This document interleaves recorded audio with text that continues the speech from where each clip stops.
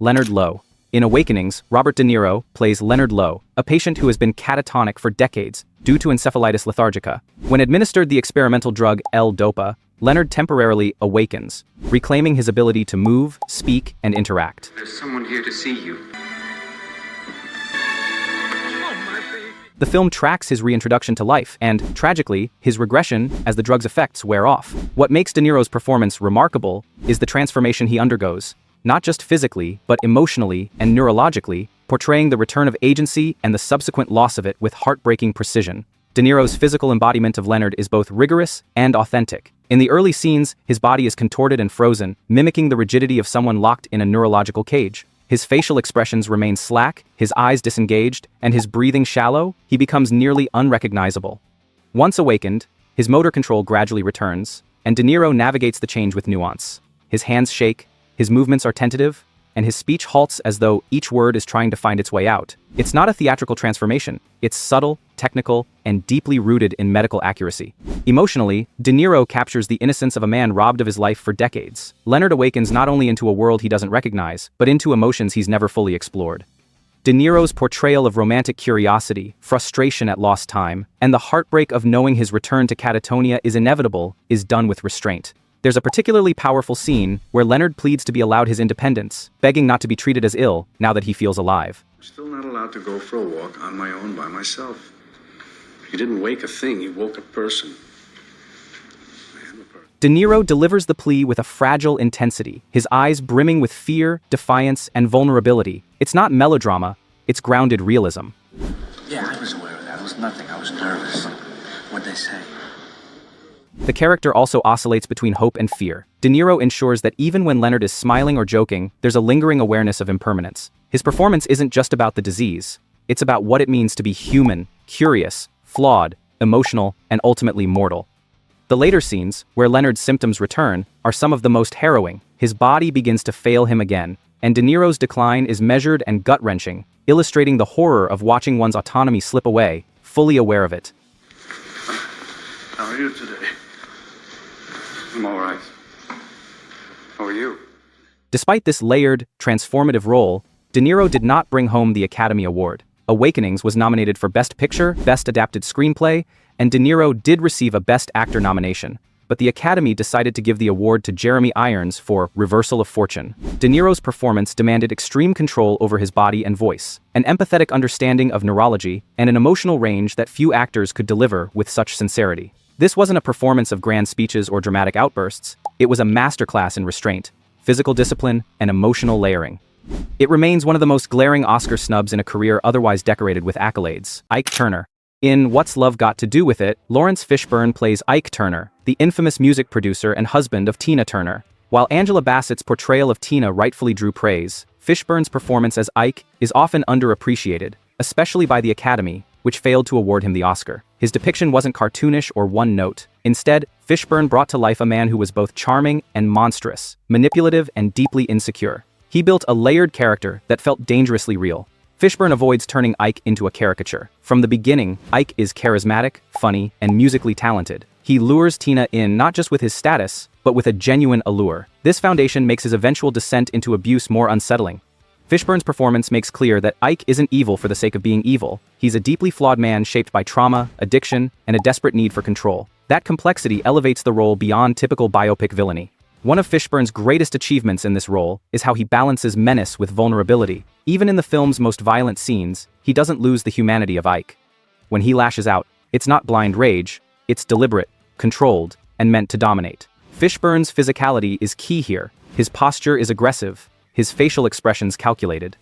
He uses stillness to threaten, often saying little while towering over Tina with intense, almost unbearable silence. His presence alone communicates danger. What's wrong? I promise you wouldn't. You don't hit me, please. No. His dialogue delivery is just as impactful. Fishburne uses inflection, pacing, and volume to control every conversation. He can shift from sweet to threatening in a single breath. A seemingly loving line is laced with menace simply by how he tilts his head or narrows his eyes. He turns everyday phrases into weapons, psychological tools designed to manipulate. When Tina challenges him, he doesn't immediately explode. Instead, he plays the long game, belittling her, undermining her confidence, and framing his abuse as love. Bottle gonna get on your suit. Hey, come on, man. Your ass in this car, I ain't playing with you, man. That kind of emotional manipulation is hard to capture on screen, yet Fishburne does it with disturbing realism. Another strength of Fishburne's performance is his refusal to demand sympathy. He doesn't play Ike as a misunderstood genius. He presents the character as he was, talented but toxic, loving but controlling. Fishburne even refused to play the role unless the script portrayed Ike's violence honestly. What'd you say? Don't start with me. I ain't in the mood today, all right? Oh, you ain't in the mood? That insistence on accuracy shows in every scene. He knew that sugarcoating the abuse would not only betray the truth but undermine the gravity of the story. Despite the strength of this performance, Fishburne lost the Oscar to Tom Hanks for Philadelphia. While Hanks's performance was undeniably powerful, Fishburne's work stands as one of the boldest, most brutally honest portrayals of domestic abuse in film. Henry Hill. Ray Liotta's performance as Henry Hill in Goodfellas is one of the most iconic and dynamic portrayals of a criminal descent ever captured on film. The role demanded charm, menace, volatility, and vulnerability, all of which Liotta delivered with precision and force. You touch her again, you're dead! Oh. Don't shoot! While the film itself earned 6 Oscar nominations, including a win for Joe Pesci and a nod for Martin Scorsese, Liotta was stunningly absent from the Best Actor category. This omission remains one of the most baffling in Oscar history. Liotta begins the film as a wide-eyed teenager enamored with the glamour of organized crime. His early scenes are marked by youthful energy and magnetic confidence. He narrates with excitement, his tone brisk and amused. His facial expressions radiate ambition. These early scenes are critical. Quote, "They sell the fantasy of the mob lifestyle before its consequences emerge." Liotta embodies the seduction of power and loyalty, making it easy for the audience to understand why Henry was drawn into this world. As the film progresses, Liotta navigates Henry's transformation with skillful control. The tone shifts from admiration to anxiety, and Liotta shifts with it. He starts to show cracks, nervous glances, twitchy body language, and increasing paranoia. Unlike flashier performances that rely on loud outbursts, Liotta grounds Henry in realism. You're fucked up in the head, Karen. This is all in your mind. His descent into drug addiction and fear doesn't come with showy monologues. Instead, it's conveyed through physicality, sweaty brows, restless pacing, slurred speech. Every scene builds upon the last, tracking Henry's slow unraveling. One of Liotta's most demanding scenes occurs late in the film during a chaotic, drug-fueled day where Henry attempts to juggle drug deals, babysitting, and paranoia over a police helicopter overhead. The pacing is relentless, and Liotta keeps up with manic energy, embodying the mental collapse without exaggeration. His darting eyes, frenzied tone, and unsteady movements make the tension palpable. The scene is a masterclass in escalating panic, and it rests entirely on Liotta's shoulders. What makes his performance so effective is its emotional range. Liotta never plays Henry as merely a gangster. He injects humanity into the role, moments of love, guilt, even helplessness. His relationship with Karen, played by Lorraine Bracco, is complex, and Liotta balances the charm and toxicity of Henry with nuance. Even as he lies and manipulates, he lets moments of sincerity break through. These emotional undercurrents make Henry feel real, not mythologized. By the film's end, Henry is a shell of the man introduced at the start. His final monologue is delivered with a mix of resignation and irony. "I get to live the rest of my life like a schnook." I'm an average nobody. Get to live the rest of my life like a schnook. Liotta delivers the line not with anger but hollow defeat. That emotional collapse, from high-flying gangster to anonymous suburbanite, is complete, and Liotta plays it with understated devastation. The Academy's decision to overlook Liotta while recognizing the film's other elements is hard to justify. His performance is the spine of Goodfellas. Without his narration, presence, and transformation, the film loses its emotional anchor. It wasn't a flashy performance, but it was technically demanding and emotionally layered. John DuPont. In Foxcatcher, Steve Carell sheds every trace of his comedic identity to embody John DuPont, a wealthy heir whose obsession with wrestling, patriotism, and control culminated in the murder of Olympic champion Dave Schultz. Carell's transformation is so complete that it's easy to forget it's him behind the prosthetic nose and deadened gaze. What makes his performance so unsettling is not just his physical transformation, but the eerie restraint he employs to portray psychological instability, manipulation, and quiet menace. Carell's portrayal of DuPont is grounded in cold detachment. From his first appearance, DuPont speaks with a flat, halting cadence, emotionless, calculated, and often bizarre. He pauses between words, as if trying to mimic how he thinks a normal person should speak. This stilted delivery isn't awkward acting, it's deliberate. It signals a man who doesn't truly connect with the world, but performs normalcy as best he can. Carell maintains this vocal style throughout the film, never slipping, even when DuPont becomes unhinged. It creates an ever-present discomfort that keeps the viewer on edge. I want Mark Schultz to come, visit me, Well, I'm a wrestling coach. Physically, Carell's posture and movements are equally intentional. He moves slowly, stiffly, as if unsure of how his body should behave in social space. His head often tilts downward, and his eyes rarely engage others directly. His hands are either tightly clasped or unnaturally still. These details contribute to a sense of profound unease. Pont appears fragile yet dangerous, awkward yet powerful. Carell crafts a physical presence that dominates scenes not through volume or aggression, but through oppressive stillness. What elevates the performance is how Carell navigates Dupont's psychological complexity. He's not an overt villain. In fact, much of his menace lies in his attempts to appear benevolent. He positions himself as a mentor and father figure to wrestler Mark Schultz, played by Channing Tatum, but the relationship quickly becomes coercive. Carell's Dupont uses praise, money, and faux patriotism to manipulate Mark into dependence. When Mark fails or resists, Carell doesn't lash out. Instead, he withdraws approval, delivering subtle psychological punishment. This passive-aggressive control is more disturbing than open hostility, and Carell plays it with chilling accuracy. The film's tension peaks not with grand outbursts, but with slow, creeping dread. Carell remains calm in scenes where violence or confrontation is expected, which only makes the eventual murder more shocking. When Dupont kills Dave Schultz, the act comes without warning or visible rage. Hey, chap. It's delivered with the same robotic detachment that defined his entire personality. Carell's restraint throughout the film makes this moment land with brutal force. The performance is an exercise in minimalism. Everything is internal, controlled, and deeply calculated. Despite this transformative role, Carell lost the Oscar to Eddie Redmayne for The Theory of Everything. While Redmayne's performance involved intense physical mimicry, Carell's work was equally demanding, both psychologically and physically. He built a character from the inside out, relying on minute facial expressions, subtle tics, and vocal distortion to create one of the most quietly terrifying performances in modern film. It was a risk that paid off artistically, even if the Academy failed to recognize it with a win. Reggie and Ronnie Kray. In Legend, Tom Hardy performs a feat of acting few have dared, portraying twin brothers Reggie and Ronnie Kray, the infamous gangsters who ruled London's East End in the 60s. It's not just a technical showcase of split-screen wizardry, it's a profound dual performance, with Hardy crafting two distinct characters who share DNA but differ wildly in psychology, demeanor, and volatility. Despite this tour de force, Hardy was left out of the Oscar conversation entirely, marking yet another major snub in a career filled with transformative work. Reggie Kray is the more composed of the two, a cold strategist who cloaks his violence in charisma. Hardy plays him with restrained confidence, giving Reggie smooth speech patterns, a measured gait, and an intense but tightly controlled gaze. Well, no.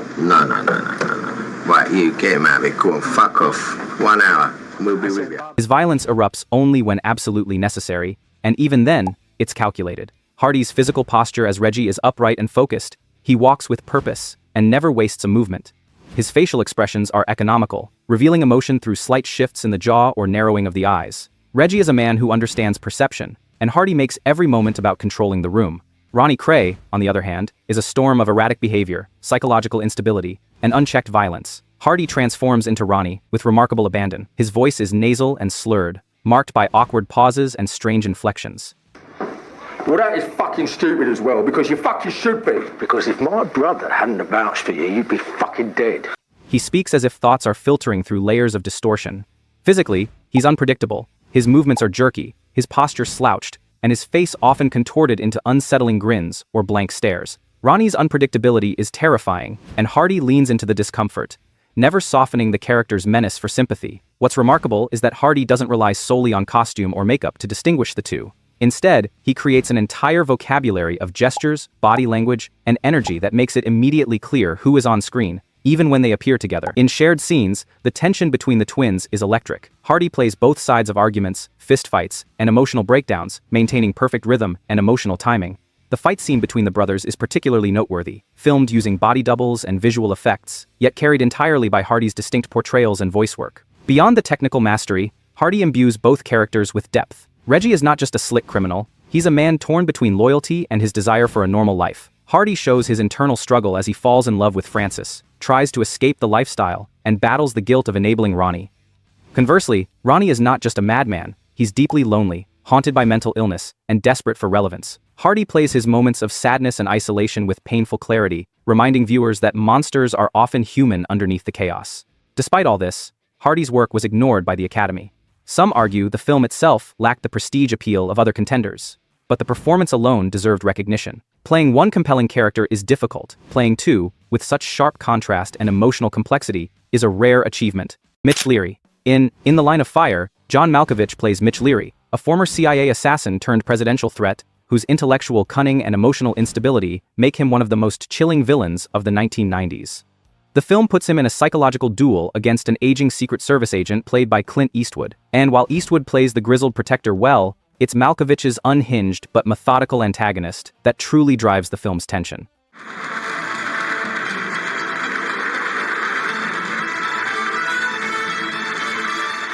His performance earned him a nomination for Best Supporting Actor, but losing to Tommy Lee Jones for The Fugitive remains one of the Oscars' most questionable calls.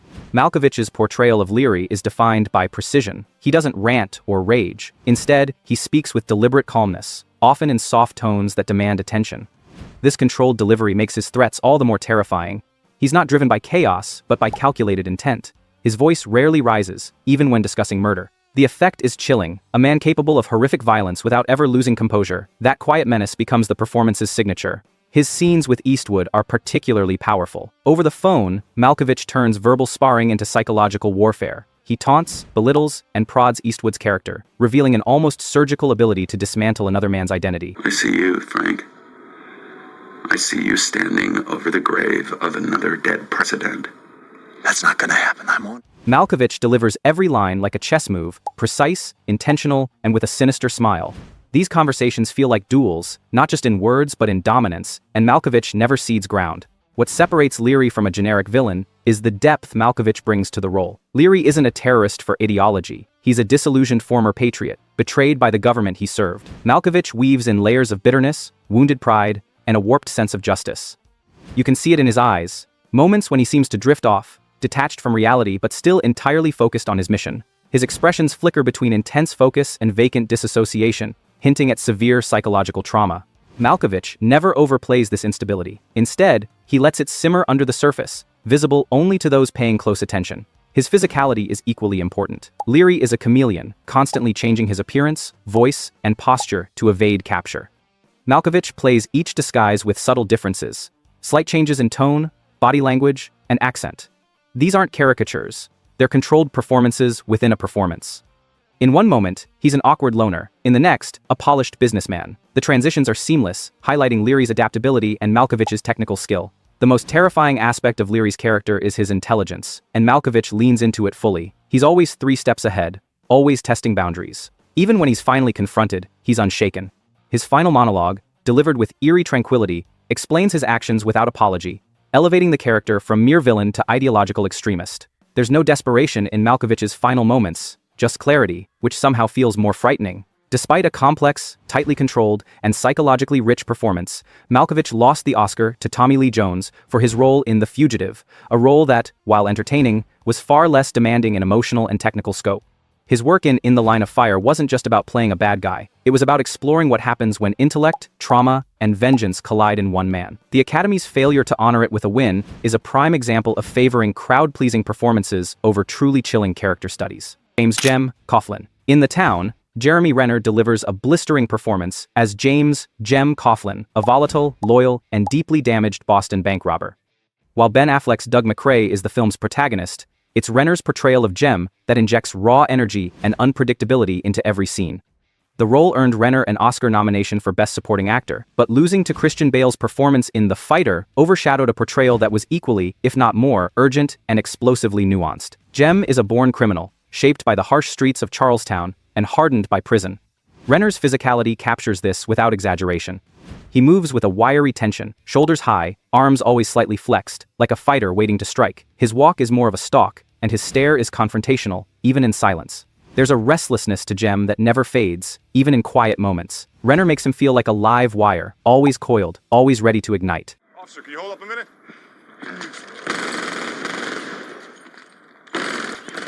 His speech is rapid, clipped, and laced with Boston street dialect. But it's not just accent work, it's character building. Jem speaks like someone who never learned to process emotion through anything but aggression. When he jokes, it's sharp and laced with threat. When he's angry, it's explosive, but never out of control. Renner uses these moments to show the duality of Jem, a man who is both fiercely loyal and deeply dangerous. There's no romanticizing of the criminal lifestyle here. Jem doesn't charm his way through the story.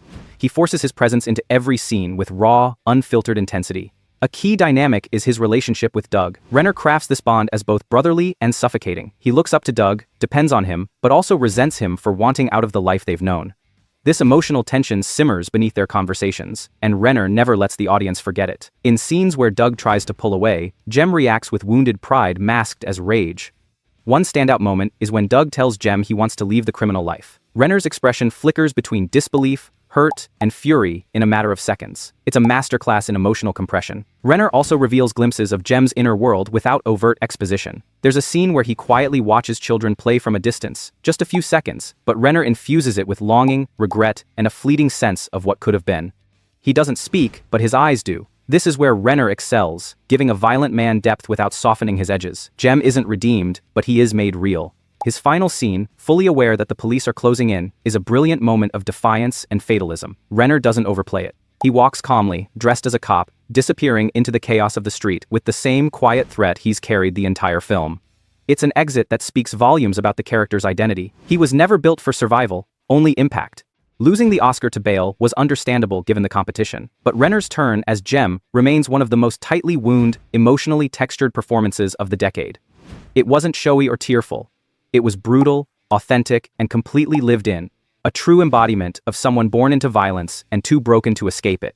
Kirk Lazarus. In Tropic Thunder, Robert Downey Jr. plays Kirk Lazarus, an Australian method actor who undergoes a controversial skin pigmentation procedure to portray a black soldier in a Vietnam War film.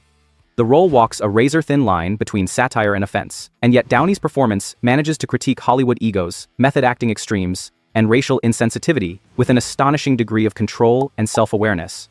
He earned an Oscar nomination for Best Supporting Actor, but the loss to Heath Ledger's Joker, while understandable given the cultural impact of The Dark Knight, still leaves Downey's daring, layered work undercredited in awards history. Kirk Lazarus is, by design, a parody of self-serious, awards-hungry actors who lose themselves in roles for the sake of prestige. Downey leans into this by adopting not just a voice and demeanor, but a complete identity for Lazarus.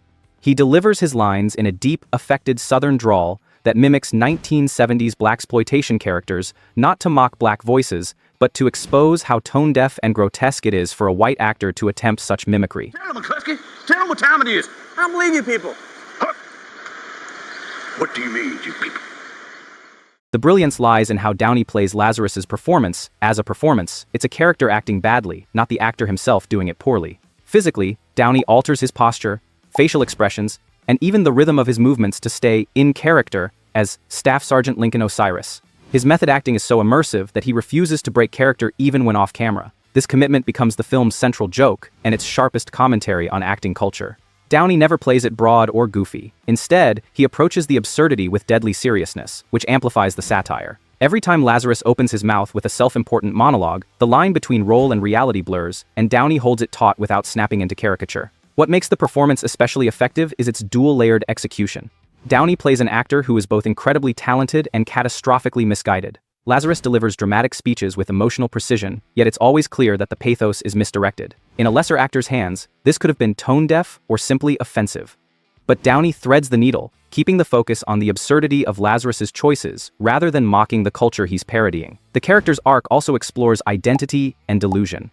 One scene features another character bluntly questioning why Lazarus thinks he can portray someone else's lived experience. Downey's reaction is not played for laughs but as a moment of internal conflict. His delivery falters, the bravado drops, and you glimpse a man whose professional ego is suddenly in question. These moments of self-awareness punctuate the comedy with genuine introspection. While the performance is comedic, it's grounded in discipline. Downey had to balance multiple accents, identities, and emotional beats, often within the same scene. He also had to maintain credibility as a dramatic actor playing a comedic role. Who I am? I'm a dude playing a dude disguised as another dude. What? You dudes don't know what dude he is. Which adds another layer of difficulty. The risk factor was enormous, and Downey navigated it with sharpness and respect for the satire's intent. Though he lost the Oscar to Ledger's seismic turn as the Joker, Downey's performance in Tropic Thunder stands as one of the most audacious and self-reflexive acts of the 2000s. It was not simply comedy, it was high-wire meta-performance, full of danger, wit, and discipline. If you enjoyed this, go ahead and subscribe. I've got a lot more content coming. Thanks for watching.